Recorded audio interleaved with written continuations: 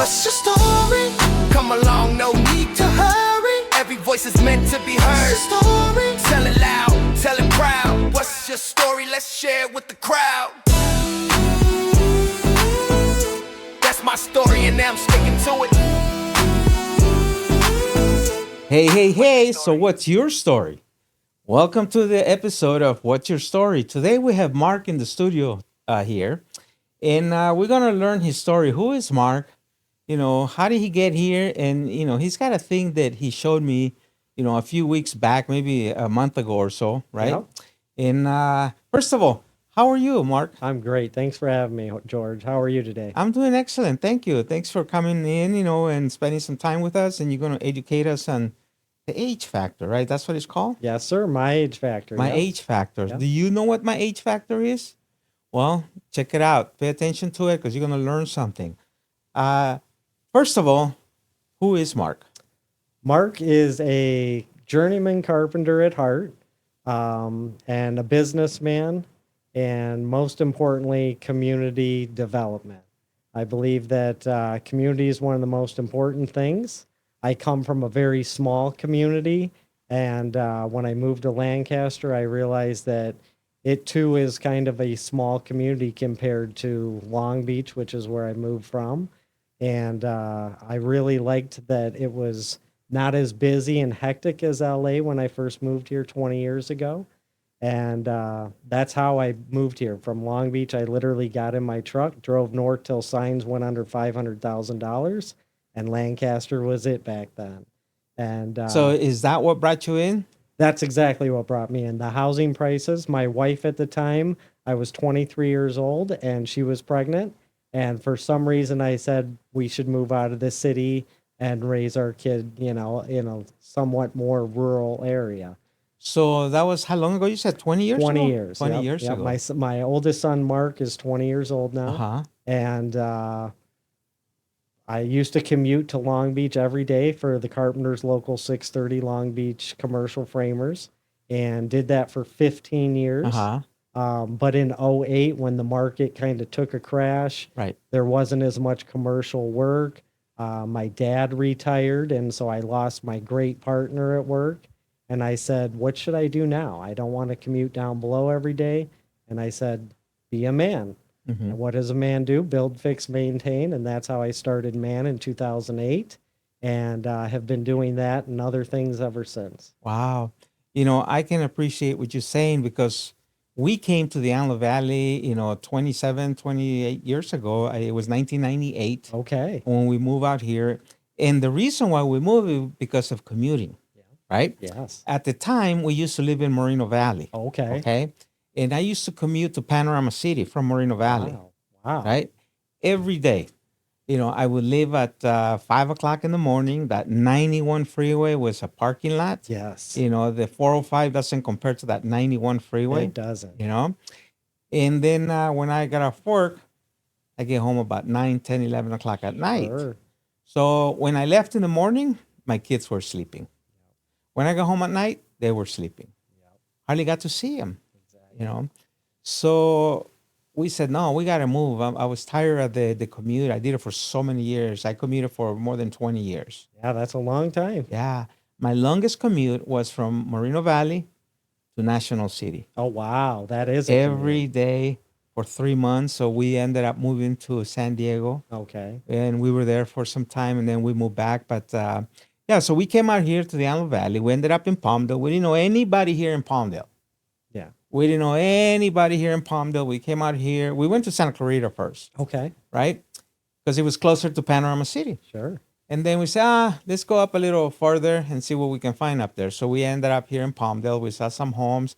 At the time, the homes were like $60,000, $80,000 homes. Wow. So we ended up on Palmdale Boulevard and 40th East, somewhere over there. Okay. And we were there for like 14 years. Nice. We moved to Lancaster, and now we're back in Palmdale, and, we've been around. But, yeah, I can appreciate you coming to the Antelope Valley because of your commute to Long Beach. Yeah, the commute was killing me. I mean, like you, I left at 3:30 in the morning every day because if I left at 5 or later, you're in the parking lot. And so we didn't start work till 6:37, Uh-huh. but I would rather sit at work for an hour or two than sit in traffic. And then, like you, I'd get home and it was already dark Uh-huh. and the kids were in bed. You would eat dinner, shower, and you had to go to sleep, do it all over again. And I wasn't part of my kids' life back then. And luckily, they were little. And I said, you know what? Let me do my own thing and kind of stay in the Antelope Valley. Mm-hmm. And there's obviously plenty of work. There's so many houses that need something, whether you're in a shack or mansion, there's 5 things that you want to change. Maintenance is something that everybody needs. And so I found that this is really a great opportunity.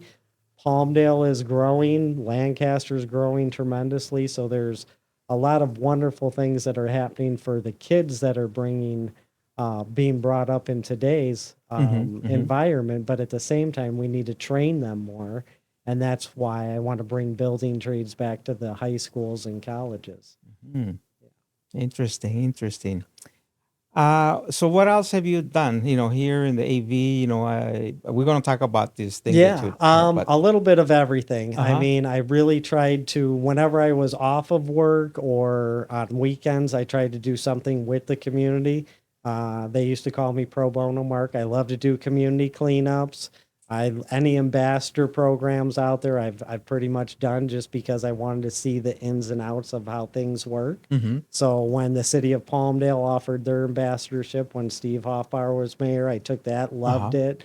It's amazing how a city is really ran Right, and how much it cost, to keep things going that we right. take for granted. I mean, just stoplights, stop signs, parks, your Yes. recreation. It's an amazing thing.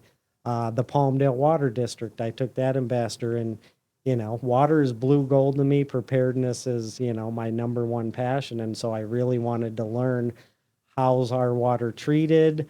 Is the cost going to go up in the future? And of course it is, as it should. And just all utilities in general, how, we need to basically plan ahead for our infrastructure, Mm-hmm. especially as technology grows. So, really interested in just learning. I love to learn.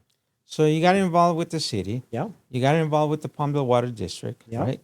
What else have you been involved in? Do you think it's important for our community, for the residents to be involved with I organizations think within the city? if people don't get involved with their community, I don't think they feel like they're part of the community, and they might say there's nothing to do here, or on their weekends they're just going to be doom scrolling on their phone, or just being isolated. And I Right. think there's so many great things and organizations in the Antelope Valley and surrounding areas that there's something for everybody.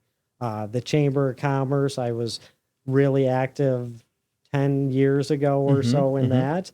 And I used to tell all the people that go to the events, because it's pretty much the same people that are doing 100 things in the community. Right. And then some people don't do anything. But I used to tell the people at the chambers, we are the best businesses. We care the most because we're at all these events. We wake up the earliest, we go to bed the latest. We really need to charge double. And everybody's eyes would get big, like, how do we charge double? And the answer to that is bring more value. I mean, you are the best at what you do. You should be paid more. And so I really and still believe this today, that the Chamber of Commerce is a great organization. I believe that every member should be able to go out there and help people more on a grander scale. And in order to do that, we have to band together as a community and take care of each other. And I think as you start searching for your niche and what you like to do, you're going to find more like-minded people, and you just form your own mini communities, and then you branch out to other organizations. And when we all come together, great things happen. Right. I totally agree with you. At one point we used to have like 7 or 8 chambers of commerce out here, Yes, right? yes. Right now we have there's 4 chambers. There's 3 that are very active, Yeah, which is the Hispanic, the AV, and the Quartz Hill. yeah, We also have the Black Chamber of Commerce, right? sure do. And they do a lot of things in the community. And yeah, I encourage every business owner to be part of one of the chambers, and if Sure. you can, all of them, but at least one of them. But it's a two-way street, Yes. you know. Just because you join the Chamber of Commerce, don't expect that phone to ring. Oh, sure. You have to cultivate it. You have to be in there, right? And you have to invest in it, your time. You have to go to the mixers. Yeah. You have to go to the luncheons, right? Yes. You have to go to the breakfast. You have to go to the ribbon cuttings, Yes. right? Because what happened is you go in there and you start building relationships. You start meeting other people Absolutely. that you hadn't met before, right? They may or may not need your services, Right. but I'm sure that they know somebody who will need your service, and then that's when the referrals come in, That's right? right. So it's a two-way street. It sure is. You have to put time into it. And I believe when you're at the mixers and these luncheons, you really have to seek out people. You can't really isolate yourself and just sit there. Agree. Otherwise, you'll have the same results. And there's so many great people that really need each other, and you'll never know if you don't talk to them. So I love to socialize and find out what people do, because eventually we need everybody. Eventually, you're going to need a plumber, you're going to need a lawyer, you're going to need a real estate person. Serve Pro, you're eventually going to have a catastrophe in your home. It's just a matter of time. And when you do, it's great to have people. You know people. Yeah, You know insurance. people. I mean, obviously, insurance is a big deal in California. And we have so many insurance agents, and you wonder, why are so many people in insurance? And the reason for that is because we need it. Yeah. You may not need a lawyer today. You might not have any issues, but sometime in the future, you might. Tax professionals. That's right. I know for me, starting out, when I started Ordinary Everyday Prepper in 2018, I incorporated it, not really knowing how a corporation works, how to issue stocks, how to file taxes, and that comes back to bite you. And when it does bite you, it's good to have a tax professional that can kind of coax you through the process and how to get back on track. So, the chamber and the community as a whole is just a wonderful thing. Yeah. You mentioned something earlier that the city has a lot of departments, and Yes. you got involved and you learned how the city runs, right? Yeah. Wife and I had an opportunity to go to these community classes that they had last year. Okay. I think it was like a 12-week course. It was every Wednesday for an hour and a half, 2 hours. Yeah. And we got to go to each different department. Some departments I was not aware. You have the maintenance department, and they handle this and that. You have the Parks and Recs, right? You have the clerks department. They handle city council stuff. Yeah. It's so many different departments, So many. right? IT, computers. Yes. It's so many things, and we learn a lot. And I'm like, wow, this is how the city. There's so much money that Yeah. goes out because all the staffing, all the employees also, Sure. right? A lot of people just complain the city doesn't do anything, doesn't do this, doesn't do that. Those people should go to those classes and get involved and see that, wow, it's an eye opener. It is an eye opener. And, taxes are only going to go up as they should. If we don't raise taxes, we don't have increased revenue. It's a double-edged sword. Nobody wants to pay higher taxes, but at the same time, we're going to have to. Property taxes are going to continue to go up. And I think that's why it's even more important to maintain and make sure that your home is in the best condition it can be in, not only for resale value, but to keep insurance claims down so you don't have a catastrophe. Right. But plus, if you ever do want to sell someday, like I sold my house in 2024, you'll be able to do it very quickly and not have to worry about fixing or upgrading or doing things like that. I'm interested in this topic that we're going to talk about. Beautiful. Let's change the Let's do channel it. a little bit. It's called My Age Factor. My Age Factor. It Okay. actually used to be called Age Factor, and at first it sounded good, but then I'm like, well, whose age factor is it? And that's why I added the my to it, because everybody's age factor is different because it's based on your age. Okay. And in an ideal world, it would be an interest-bearing account at birth. But in reality, nobody really finds out about it until like you. Like you me, know, 64 years old, and I'm just 64 finding years out, old, right? which is amazing. It's beautiful. Yeah. So educate me. What is My Age Factor? So my age factor is basically whatever age you are, that's how much you save a week. So when you're 1 year old, you just have to save $1 a week for 52 weeks. So your first year is only $52. Okay. And so it just increases every year. If you're 2 years old, multiply that by 52. And so whatever your age is, multiply it by 52, and that's your goal for the year. And this isn't something you put in an account. This isn't at your local bank. This is cash, liquid, that you can go to somewhere to get. If there's a big opportunity someday and somebody comes up to you and says, Jorge, I've got this great opportunity, 40,000 cash is all it requires. A lot of people don't have cash, and my age factor was made in 1997 when Robert Kiyosaki came out with Rich Dad Poor Dad. I loved the book. I read the book, and Robert Kiyosaki really didn't like cash at all. He's more into real estate and things like that. Well, being from Illinois, I used to ask my parents for cash all the time, and they never seemed to have cash. And you talk to people, and they never seem to have cash. So I love the idea of someday maybe having real estate and investments and being an entrepreneur. But at the same time, as a kid, I wanted cash. And so I came up with my age factor in 1997. It was going to be called Fear Factor. Yeah. Because, the golden years wouldn't be so golden without it. So I was scared of being broke. But Fear Factor was a new TV show that just came out, and I didn't want there to be a conflict, so it was my age factor. So what you're saying is, I'm a new grandfather. Yeah. Right? And I have two grandkids. Congratulations. Thank you. I have two grandkids, right? I have Amethyst and Anakin. Beautiful. Right? They're 3 months apart. Okay. So right now they're a year and a half old. Okay. So during their first year, I should have put aside $1 a week. Yep. Right? So it's 52 weeks, so now he's got $52. They both have $52, That's right? right.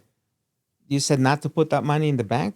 I don't think you should put it in the bank. I think that it- you've got your separate accounts, you've got your 401ks, you've got your savings account. This is literally just cash that you. So this is what my grandma and grandpa did under the mattress. That's right, under the mattress, somewhere where that's safe and sound. And the idea is not to touch your age factor. Okay. You're 64, you said. Uh-huh. So if you never touched your age factor, and when you die, somebody finds that pile of cash, and your grandkids already know about their age factor, and you've been setting aside, that's just an added bonus. But at the same time, when you retire and your grandkids are coming around more and more, because that's what, you hope they do, because that's the joy of being a grandma and grandpa, you'll have plenty of ice cream money. You'll have plenty of money to essentially spoil the grandkids like grandparents want to do. Okay, so the first year I say $52. Yeah. Right?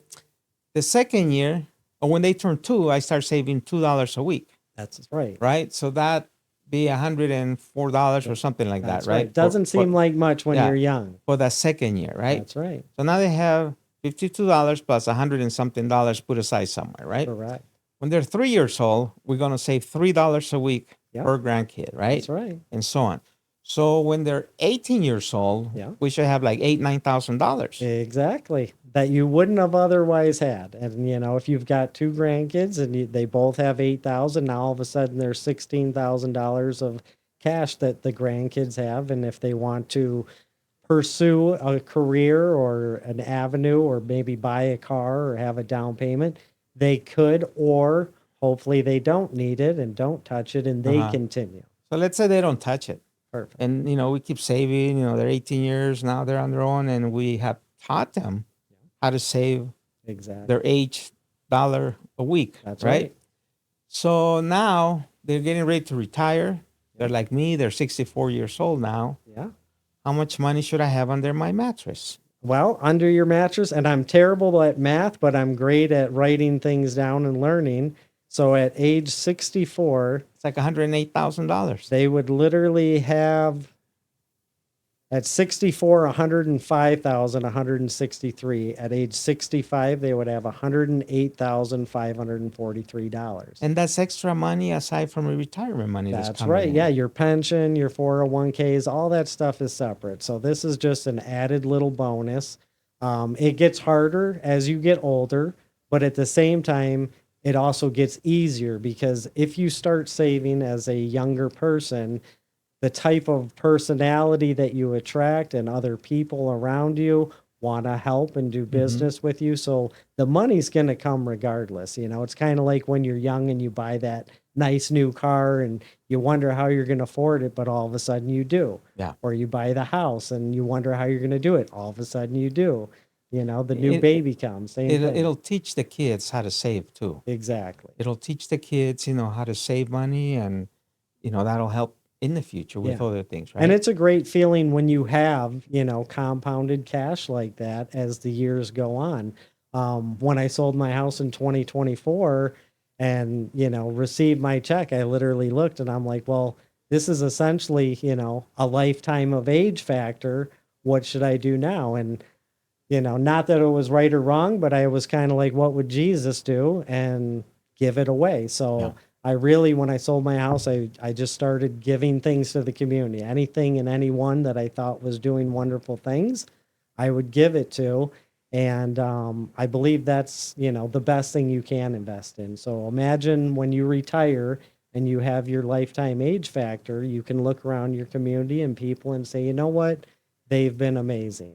Let me bless them. Let me help them. AV Alta, we all love our soccer team. Right. And Panchito. Panchito, my favorite. And same with Hugh and John and the whole team. But when I went to the Chamber of Commerce luncheon, it was literally pick your seat time. And that day I really couldn't even afford the lunch that was going on afterward. And so I didn't pick a seat, but after I sold my house, Panchito and Hugh called and they're like, are you ready to pick your seat? And I was like, well, what's the best? And they said, well, the best is where you were for the lunch. And I said, you know what, let's do it. Yeah. And the only reason why I did that is because of Panchito and the whole team's environment, their passion for what they want to bring to the Antelope Valley. Before the first piece of turf was laid on that field, I was already sold. I knew it would be great just by their energy and our youth. I have children and they need things that are positive in the community. And I think AV Alta is one of those wonderful things. Yeah. I've been trying to bring Panchito here. Yeah. I told him last year, hey, Panchito, come to the studio. Let's do a podcast. He said, yeah, let me think about it. He's still thinking about it, and I want to bring Panchito in because I like him. He goes to our church. Okay, you yeah. know. And then we've done some other things, at AV Alta and things like that. But He Panchito, does. Panchito does so going much on, for the man? community. I know he's a busy man, but I know he'll also make time for you and everyone else. I mean, he's a Yeah. very energetic Yes. young man, and that's what we need. very positive because guy. it's amazing So it's- how it's a role model. a role model. He's There a you role go. model We in our all need community. role models Yeah. and mentors. Yeah. And when Panchito learned about my age factor, he was very excited because he's so young. Yeah. And same with Hugh and the rest of the team. They're like, wow, this is really simple, because everybody will tell you save 10%, save what's left over. But in reality, that never really happens for a lot of people because they just don't think about it. So if somebody wants to know more about this, my age factor thing, right? Yeah. I know that you gave me a report. I have it over here. It's like, I don't know, 10 pages long, right? Yeah, that's And- actually the study guide that I wanted to be in every single school, Uh-huh. every university, and things like that. But as I started printing out copies, I realized how expensive it was, how much it would cost to ship things. And I said, you know what? to a digital copy. I did. But at the same time, on Black Friday, I just kind of posted it on the internet and Okay. said, spread this with everybody you know.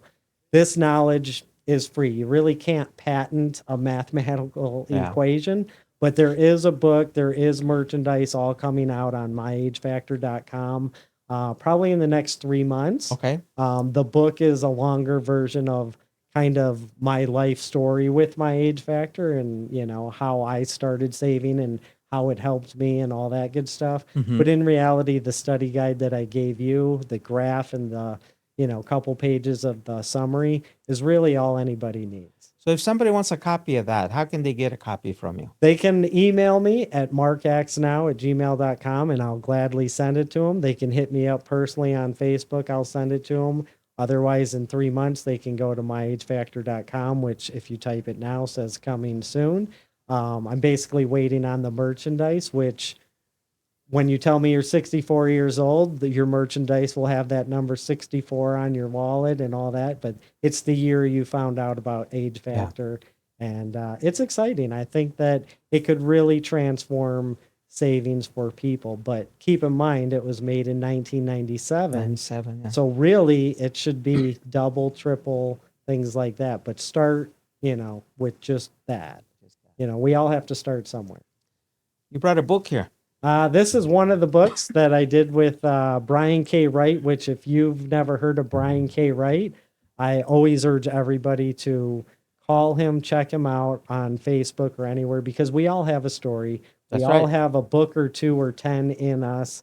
And in fact, I was just in Ultimate Achievers Profile Magazine, 3 questions with Mark Ritthaler. So if you guys are the best of the best in your field, he would love to interview you. He's got multiple books on successful people, and he's a great guy. So he used to live in Arizona. Now he's back in Iowa, but he works with everybody, and it's a great thing. But this one is the greatest lessons I learned from being an entrepreneur. It's a collaboration of different entrepreneurs, and you basically tell people what your greatest lesson was. And for me, it's write down everything.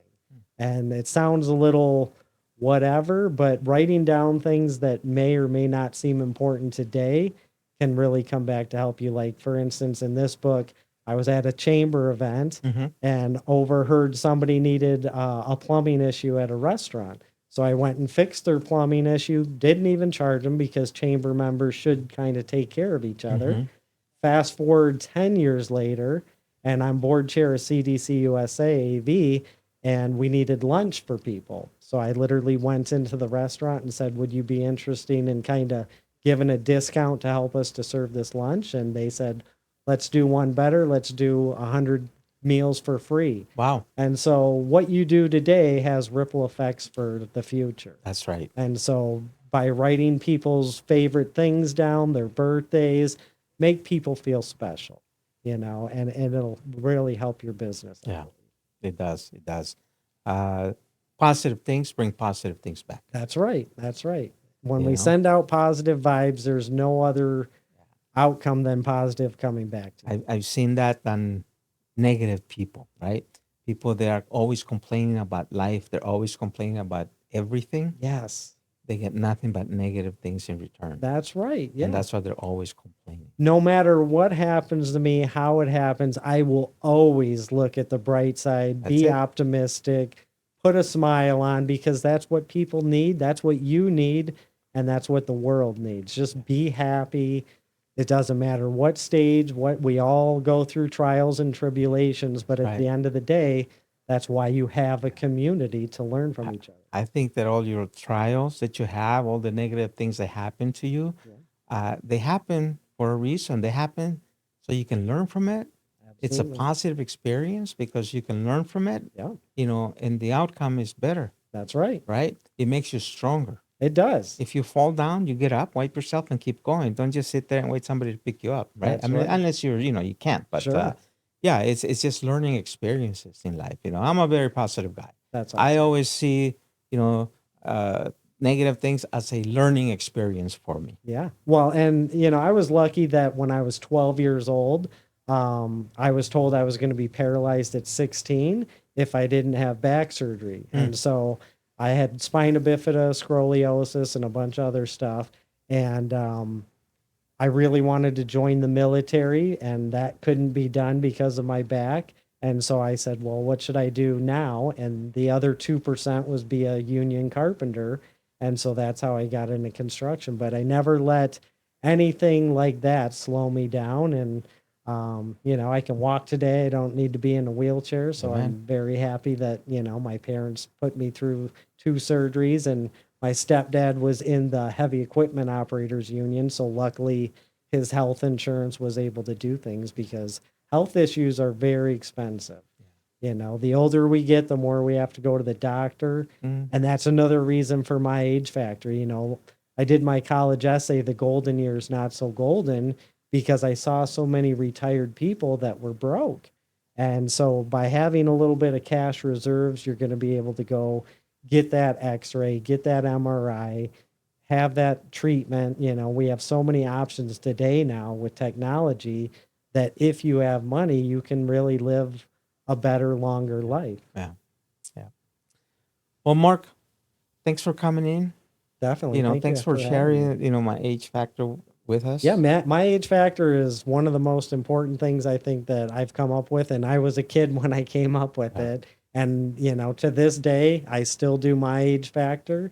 And everybody I talk to, I tell them, hey, do you have any reserves of cash saved up? Because there's going to be a lot of great opportunities that if you have cash, you can kind of jump on that. Yeah. And so I urge everyone to just start there, save your age every week, and just see the type of person you become in a year or two and the people that you're able to help.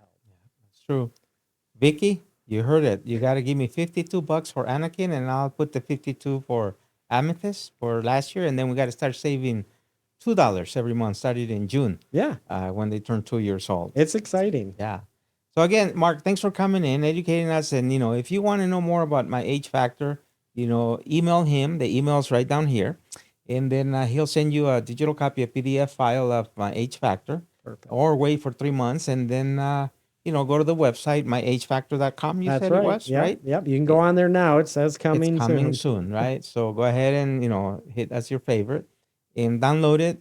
You won't regret it. $52 a year. Whatever your age is, one day you'll say, "Wow, this was awesome." So Mark, again, thanks for coming in. Thanks for having me. You have a wonderful rest of the week. You too. And we'll see you around town. Thanks so much, everyone. We'll see you guys around town. That's Mark's story, right?